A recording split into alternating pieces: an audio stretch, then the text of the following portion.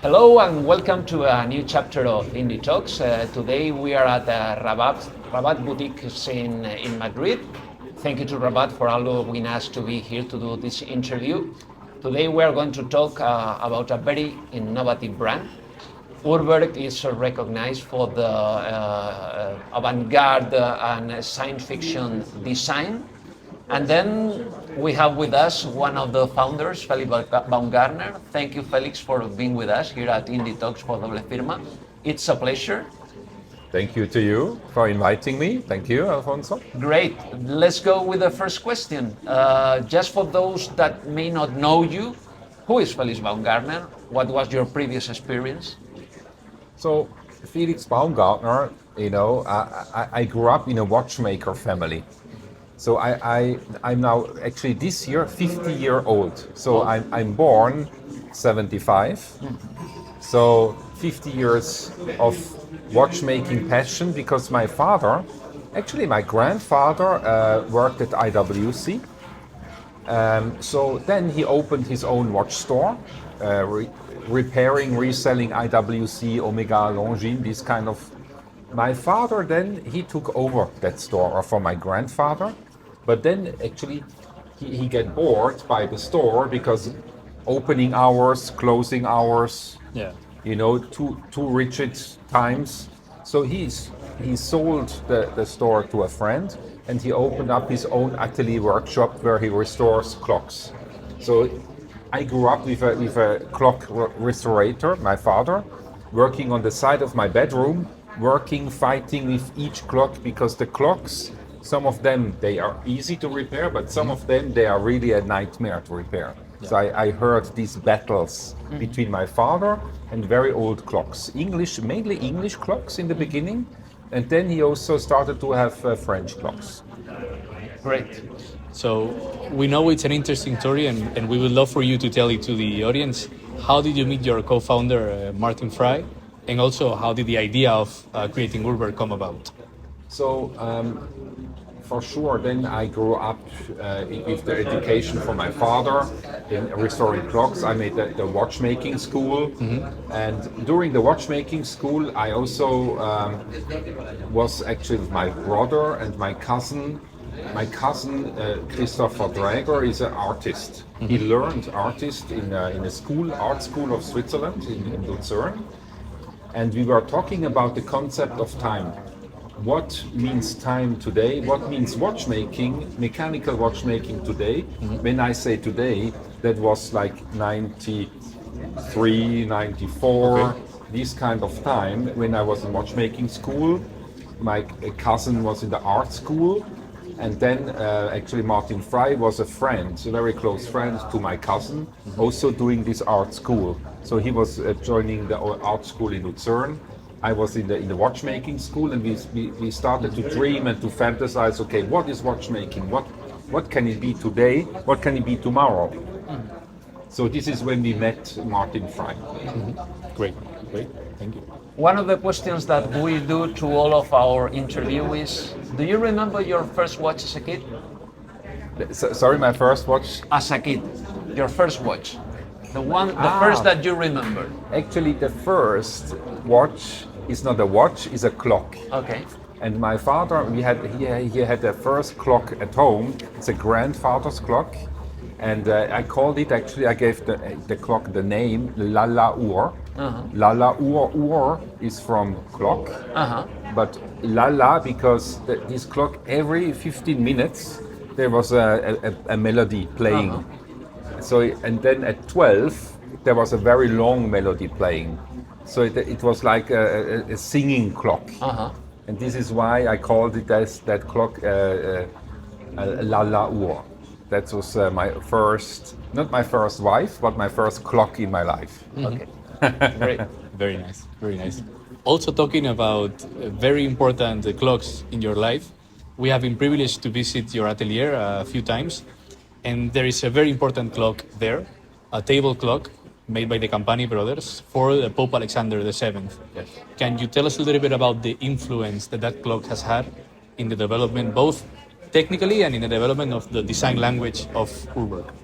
So yeah, during the fighting hours of my father restoring clocks, I also discovered on his desk a Campani night clock, which he was repairing for a Milani collector many years ago. And for sure, this time indication was very strong to me because I just learned at the time how to read time by hands. Okay. But this clock was for sure the digital wandering hour system. So, so my father explained the whole story of Pope Alexander VII, Yeah. the whole story because this clock was designed to read the time by night. So behind the dial there was a candle, and this candle light came through the skeletonized hour numbers and minute numbers. And so it was able to read the time, to show the time by night. Now, this is how I came through my father's workshop, but what was also interesting is when he later decided the answer, what can be watchmaking today, was also found in that clock. To have this time indication on one side of the case allowed Martin Fry to close the rest of the case. So that was actually Like here. the You can see it on the 105. You have the only concentration of the time indication, and then the rest is closed up. And that gave the possibility to Martin Fry to express and to give a totally different design to a watch case. And so we started and came back, and we were looking to the original Campani clocks, but they had a system where actually it was like with stars they were shifting from 1 hour to the next hour, like the star wheel of Audemars Piguet. They also had stars, but the stars are less good for, because they need more power to switch, and they are a lot less secure because if you go very fast, you can jump 2 times. And when you use Maltese cross, and this is what I saw in Patek Philippe calendar systems, I saw Maltese cross systems. Maltese cross systems, they lose less power to change, and they are ensured that you cannot switch 2 times. So it was important for us because our first prototype was done with star wheels, with stars, like the Campani clocks. But then we switched to the Maltese cross. So this is the history of the connection between the Campani night clock and the Urwerk 101, 102 until the 105 also. Thank you. Great. What can you tell us about the original name of Urwerk instead of what others brand have had, Baumgartner, Fry, or Fry Baumgartner? Why Urwerk? You know, Baumgartner Fry sounds very German. Yeah. And on top it's a watchmaker and an artist. And originally you have Patek Philippe, Audemars Piguet, Vacheron Constantin. You have the watchmaker and the businessman, very French sounding. Yeah. Either Patek. Patek actually comes from I think from Czech. Czech Republic. I think from Czech Republic. So, but still Patek Philippe sounds somehow is almost very French to me, you know. So for us, it was interesting to find a different vibe, to invent a different name, to come up with an artist concept, with an artistical concept. And Urwerk with the H means movement of a watch. Without the H, it means creation, work, creation and innovation. The origin, the beginning of creation. This is the name Urwerk translated to English, and it's a very strong word. And it's in what we believe is really that we have to reinvent watchmaking today. When the Simurians, Ur, the city of Ur is the city in Mesopotamia with the Simurians. And actually these guys, they invented time telling, the numbers, the Arabic numbers. They also invented the time telling with sand machines, with sun machines or clocks. So they had really to invent time telling. So the first city where these guys lived was called Ur. Ur. Yes. And so it's the origin, the beginning of creation. We would like for you to tell the audience and us for sure, what is for you, in a few words, the DNA of Urwerk? So what makes Urwerk different as a brand? What makes Urwerk quite unique is that you have two founders. One is a watchmaker with a watchmaker history, and the other one is an artist. And this blend between art and watchmaking makes Urwerk totally unique. And for sure, we are probably one of the first ones who really wanted to create watches with the possibilities and the techniques and the materials of today. So it's very, very contemporary, even if the sci-fi identification of Martin Frey becomes somehow avant-garde, you know. And this is, for me, this is the DNA of Urwerk. Wonderful, wonderful. Thanks. Felix, what is more or less the total production of Urwerk nowadays? So we started 28 years ago, 5 watches, 7 watches, 10 watches, So now we are around 240 pieces per year. So we have an increase of 2, 3, 4% every year. So it's a very stable production. So we are not looking to grow to 3, 4, 5 immediately. So it's a very smooth, organic, little bit increase, but that's not the main. The main goal of Urwerk is to push further, invent watchmaking today. Great, great. So you were, as a brand, one of the first and leaders of the independent watch brand movement. And many brands followed your ideals and your way of doing things. Right now, it's been many years since, I think it's 97, right, that you started? 97. What have been for you the main pros and cons of having been an independent brand for all these years?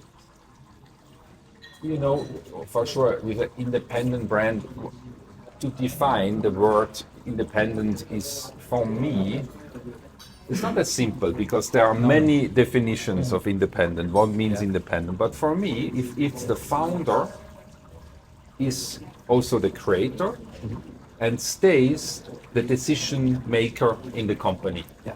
You know, and this is actually somehow for me the independent feel and spirit. And you know, we are, as I said before, we are not entrepreneurs. We are not looking in growth.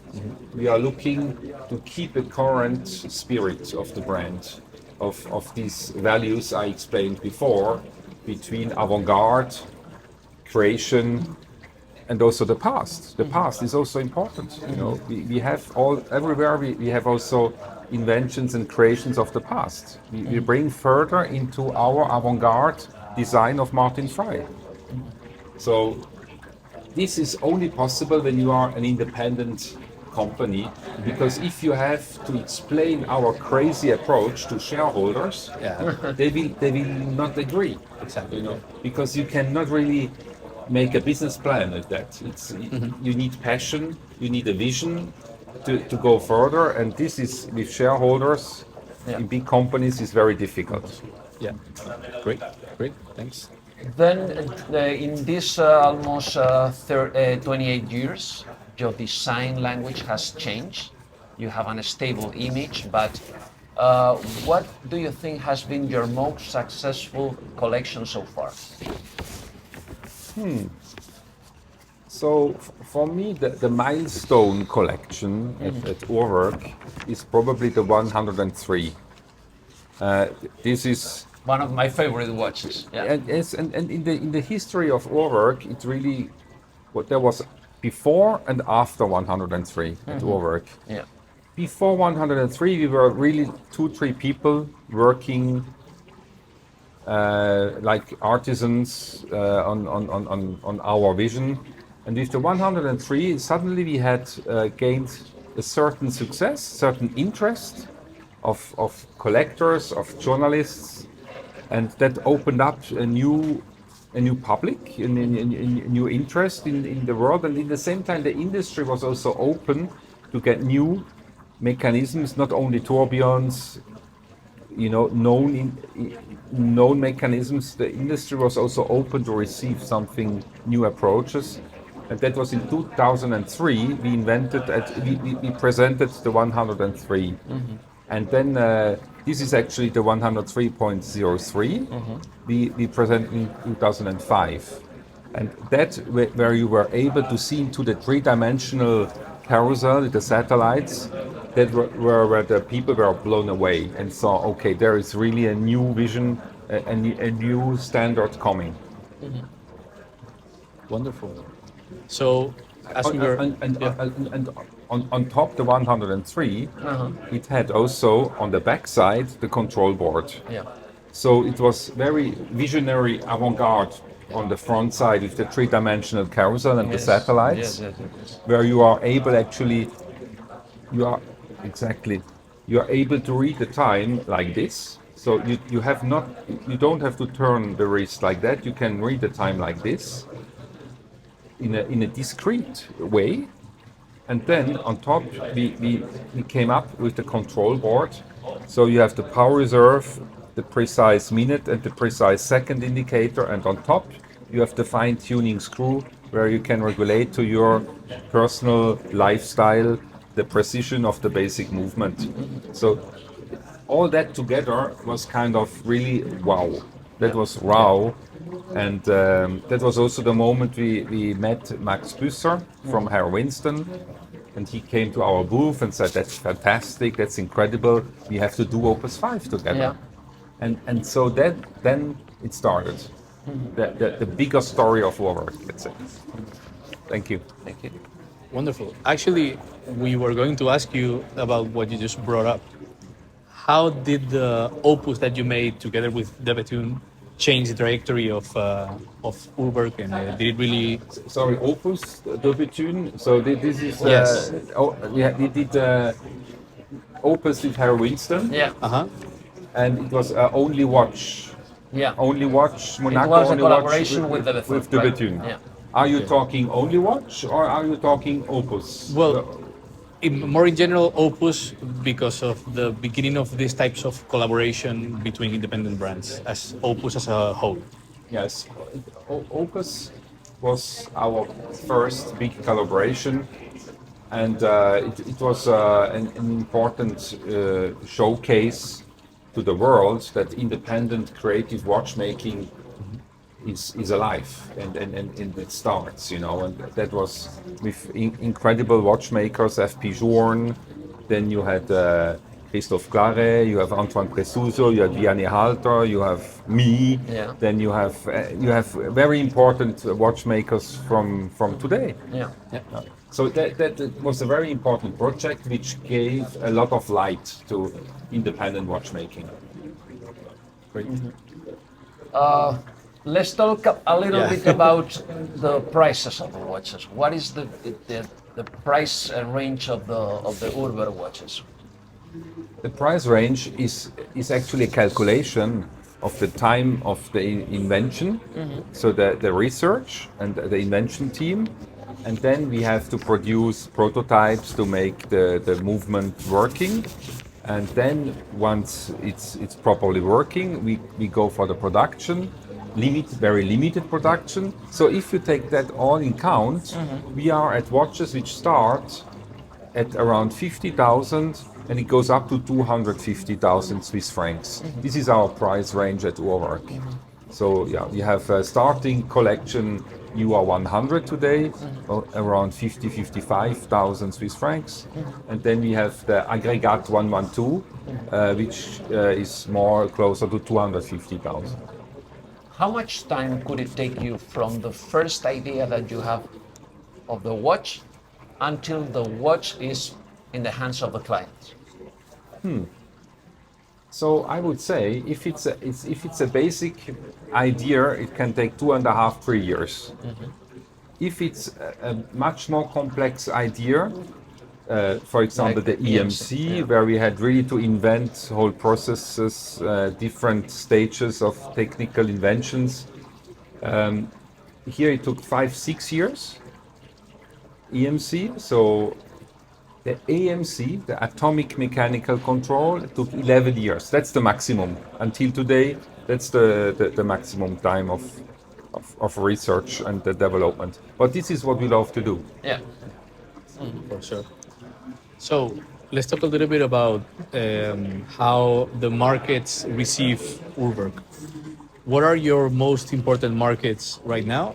And how is your presence in Spain? We're about to have a nice lunch with part of the Urwerk collection. Looks like very nice here, absolutely. In Spain, what are your main markets and how do you see the evolution of the market in Spain now that you're here with Rabat? I hope it's slowly but surely growing. The interest of collectors, communities in Italy, in Spain. Last week we started in Indifferente in Hamburg, Germany. So we are now also taking care of Europe, to develop Europe, because I think independent watchmaking now is on a good level, and the collectors also here in Europe are open to receive.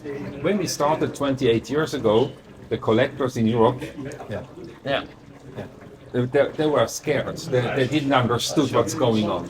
So now, since the last 8 years, it starts to open up, and I can especially see, also with the help of Rabat, of certain partners, Rabat in Spain and GMT in Italy, that actually now collector communities in Europe are growing.